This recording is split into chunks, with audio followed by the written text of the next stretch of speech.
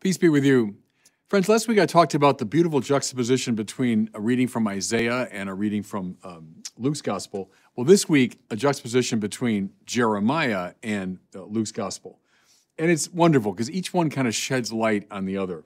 Let me start with these simple but very, very profound words of the prophet Jeremiah. It's from the 17th chapter of his book. Listen. Thus says the Lord, cursed is the one who trusts in human beings, who seeks his strength in flesh, whose heart turns away from the Lord.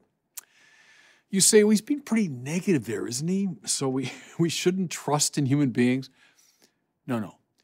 See, when the Bible talks about the heart, as Jeremiah does here, whose heart turns away from the Lord, the heart names the deepest center of one's life and consciousness and activity.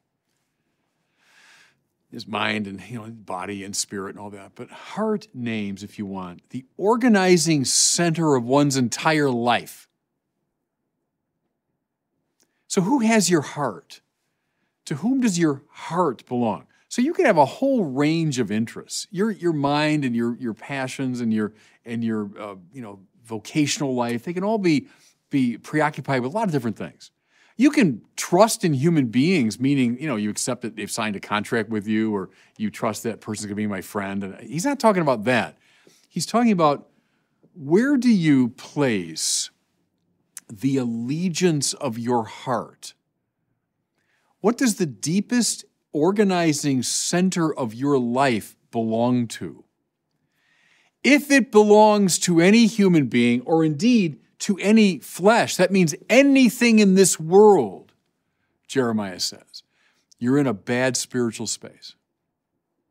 Oh, he's down on matter, he's down on nature, he's down on human beings. No.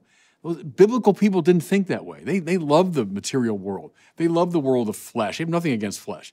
These aren't Platonists or Puritans. But your heart should not belong to anything in this world. The deepest organizing central principle of your life must belong to the Lord alone. Then, everybody, as I've said before, the rest of your life falls into right order. Then your friendships and your relationships and your business interests and your entertainment interests and scientific interests, everything you could possibly do in this world now finds its right order around this center. This is a wonderfully important spiritual exercise. To ask yourself, to whom or to what does my heart belong? And be honest, fellow sinners. See, because look, we're all sinners. I'm a sinner. Everyone listening to me is a sinner, which means we tend to have divided hearts at best. If you're really in a bad spiritual space, your heart belongs to money. It belongs to your political party. It belongs to this world. Well, that means you're in a really bad space. But the Bible also knows about the divided heart. Yeah, my heart, to agree belongs to you, Lord, but it's divided. It's also interested in these other things. No. What did Jesus say, by the way? How blessed are the single-hearted. That's good biblical talk. How blessed are the single-hearted. That means your heart belongs uniquely to God. Hear, O Israel, the Lord your God is Lord alone. Therefore you shall love the Lord your God with all your heart, all your soul, all your mind. Now, does that mean I have no interest whatsoever outside of God? No. It means my heart belongs to Him. And now all my other interests find their place around that great organizing center. See, that's what Jeremiah is saying here, which is terrific. Now listen, the one whose heart turns from the Lord, he's like a barren bush in the desert that enjoys no change of season, but stands in a lava waste, a salt and empty earth. Beautiful. Beautiful. What's it like when your heart belongs to someone or something other than God? You dry up. You become lifeless. Like if you've seen this plant or bush out in the desert. And I guess that's a bush. I can recognize it, but it's not alive. The thing is just, it's hopeless. The thing is dead. It's dried up. So, and again, I'm not pointing the finger, pointing at me, fellow sinners. A lot of us are like that. We're like these trees out in the desert. We look like human beings, but we got no life in us. We've got no life because we've not hooked our heart, our deepest center, onto the source of life, which is God. I don't know why this language stays in my mind, but stands in a lava waste, a salt and empty earth. I mean, in the measure that we're all sinners, we know exactly what that feels like, don't we? We know exactly what that feels like. And I might be a big deal. I might be very impressive in other ways, and people think I'm doing great. But I know, because my heart doesn't belong to the Lord, that my life has dried up. Now listen as he turns it around. This is still Jeremiah. Blessed is the one who trusts in the Lord. Now there's that word trust. See, faith in the Bible. Faith is not primarily an intellectual move. It has that as an implication. But deep down, it means where I place my heart. What do I rely on ultimately? So the one that trusts in the Lord, whose hope is in the Lord, what?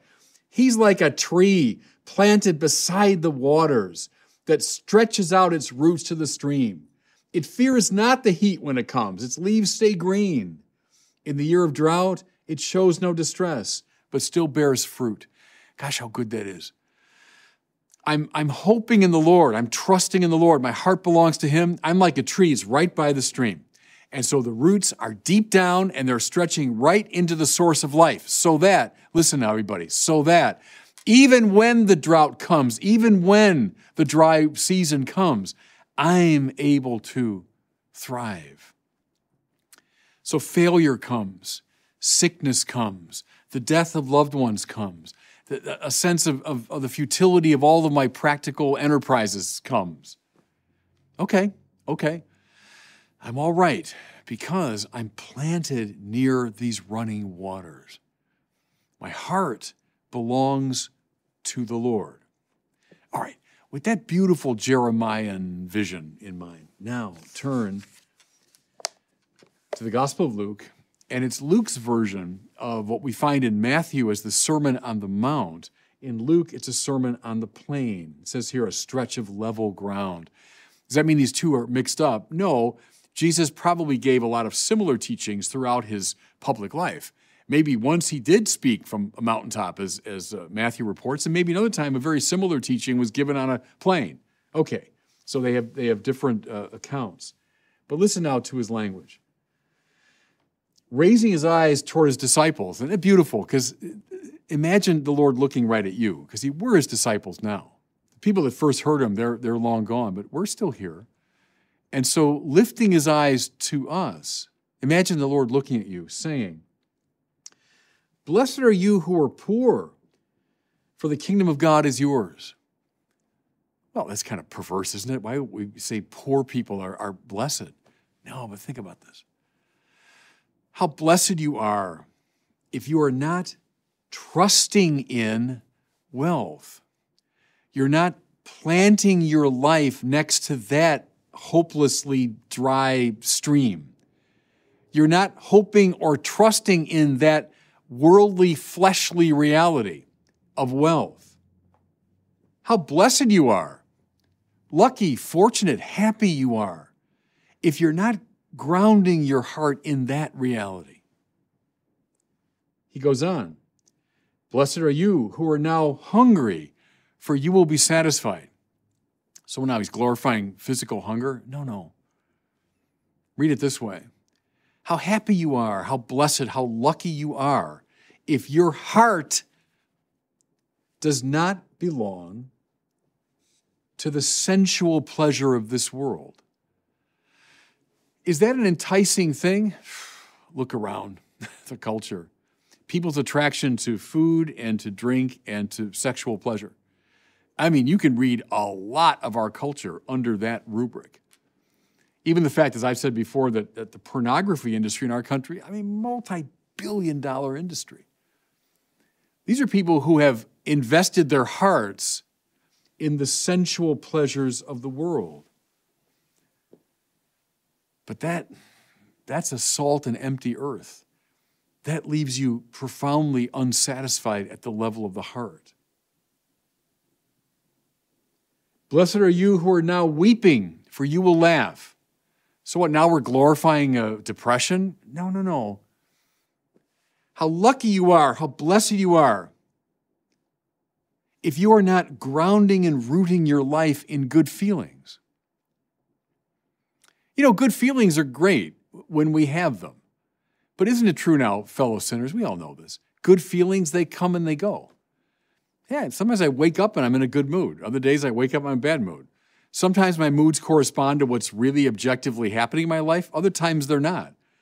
Sometimes this thing really makes me happy, and other times it makes me kind of moderately happy. Other times it seems to make no difference. See, feelings come and go. But there are a lot of people in our society who are addicted very deeply to good feelings. They'll take any sort of drug they can find to produce good feelings. Again, good feelings like wealth, like sensual pleasure, they're good in themselves, and I have nothing against good feelings. But they come and they go. And the heart, your deepest center, the organizing principle of your life needs to be grounded not in those ephemeral, passing states of mind, but in God. Otherwise, you're in a salt and empty earth. And then this one, blessed are you when people hate you, and when they exclude and insult you and denounce your name as evil on account of the Son of Man. Rejoice and leap for joy on that day. What? Now you're telling me I'm happy if people hate me and persecute me? No, I'm saying don't plant your heart in the honor the world can give you. Honor is not a bad thing. Aquinas says honor is the flag of virtue. It's a cool definition. If there's a virtue, something worth admiring, you put a flag on it. You say, hey, look at that. That's worth paying attention to. The trouble is, a lot of us get addicted to honor. Awards, attention, titles. People love me. I'm popular. Ay, ay, ay. Look at who's popular in our culture today. Best people, the most morally upright people, the most impressive, artistically gifted people? By no means. You know, the passing, the fickle attitude of the crowd. Give me a break. Fame, honor. Very often we honor the very worst people. Often the very best people are dishonored. Therefore, how lucky you are, how blessed you are if you do not ground and root your heart in the passing, frivolous honors the world can give. You see how Jesus now is making the same point Jeremiah is making. And it raises for all of us today that question. To whom or to what belongs my heart, my deepest center? Unless it belongs to the Lord, then we become this dried up tree in a salt and empty earth. But if it is rooted in the Lord, then we thrive. And God bless you. Thanks so much for watching. If you enjoyed this video, I invite you to share it and to subscribe to my YouTube channel.